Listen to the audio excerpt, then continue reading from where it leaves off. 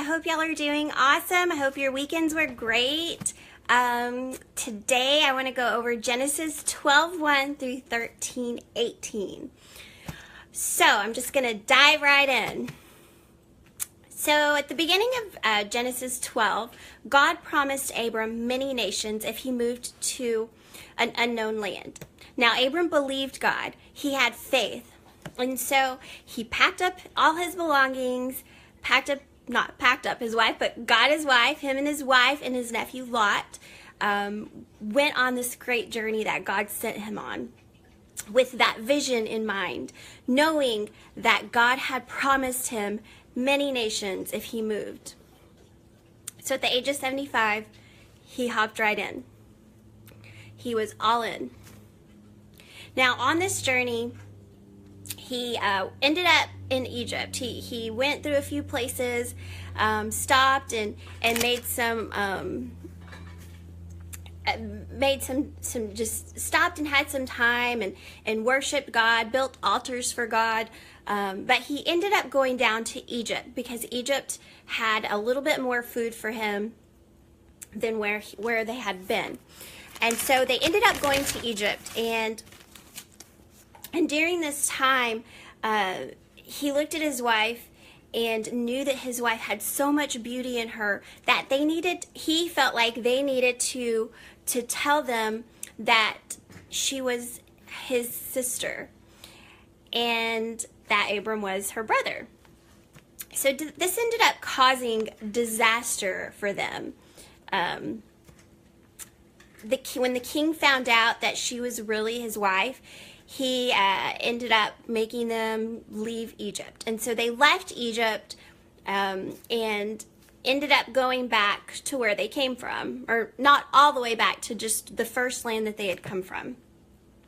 Now both Abram and Lot were rich with cattle and animals, and so with all of the cattle that they had and the rich and animals that they had, they ended up deciding that they needed to part ways because the land that they were on was not going to hold them up. It wasn't going to do the job to hold all of their animals and them.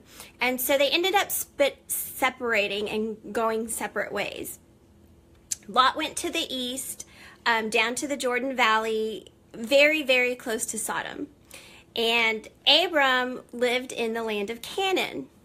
So I'm going to read this to you because here is a part of the promise that God gave Abram. After Lot left, the Lord said to Abram, "Look all around you, to the north and south and east and west.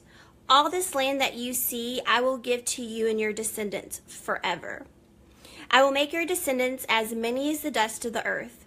If anyone could count the dust on the earth, he could count your people. Get up, walk through all this land, because I am now giving it to you." So Abram moved his tents and went to live near the great trees at the city of Hebron. There he built an altar to the Lord. So for me, I took this as a promise that was fulfilled even through all of the craziness they had to go through, even in their own mistakes, their mistake of lying to the Egyptians about, being husband and wife. And so for me, it gives me hope. And I hope that it gives you hope too. And I'm kind of just going to do a little thought for you. Now, when a moth is in its cocoon, it comes out at a certain time. And if a moth were to be cut from that cocoon too soon, it dies. The moth has to be in a certain position for a certain amount of time in order for the fluids to be forced into the wings. Once that fluid is forced into the wings, then it can come out of the cocoon and fly. And so for me, that reminds me that sometimes I have to be in my cocoon for a while. Sometimes I have to be in my struggle for a while. Sometimes God lets us struggle, just like the moth might struggle to come out of the cocoon.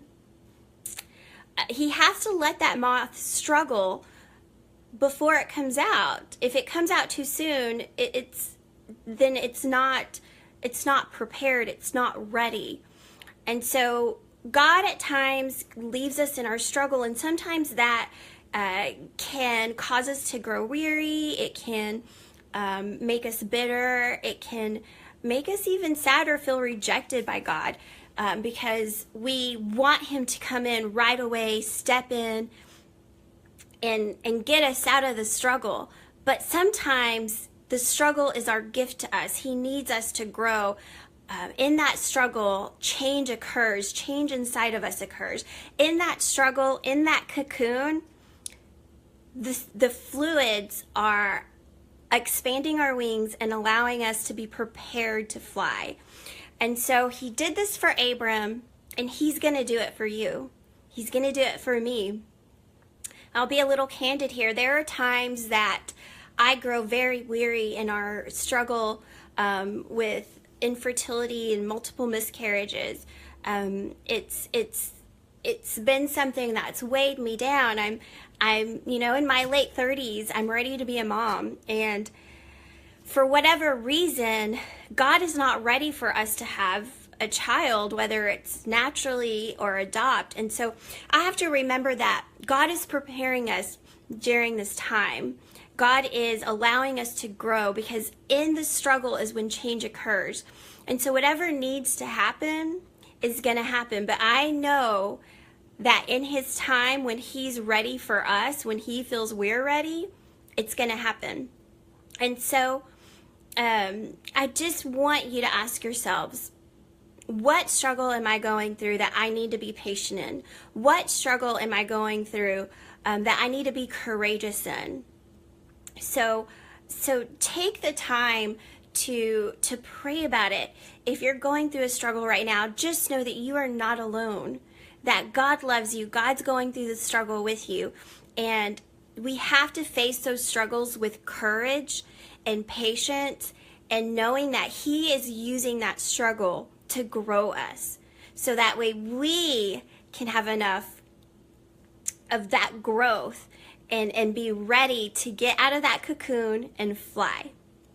So that's it for today, ladies. I hope y'all have a wonderful week. I start my new job tomorrow, so if y'all could pray for me, that'd be awesome. I haven't worked in a few months, so I'm a little worried about it, but I know that God opened this door for me, and so I'm excited to walk through it. But hope y'all have a great week. Love you, ladies. Bye.